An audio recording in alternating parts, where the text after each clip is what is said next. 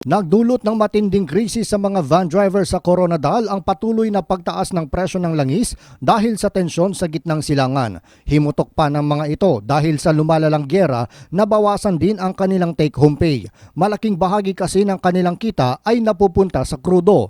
Ayon pa sa isang driver na may rutang Banga Coronadal at vice versa, mula sa 1,000 pesos umaabot na ngayon sa 1,500 pesos ang kanyang gastusin sa krudo.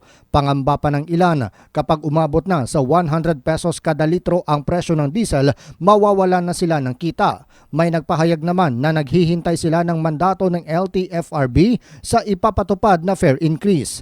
Ang sitwasyon ngayon ang nagtutulak din sa ilang mga van driver sa Coronadal na maghanap ng ibang hanap buhay. Problema kahit yung sauna, gamay lang magamit na mo niya kagdo, subon mo lamon, subon na kita na subon niya.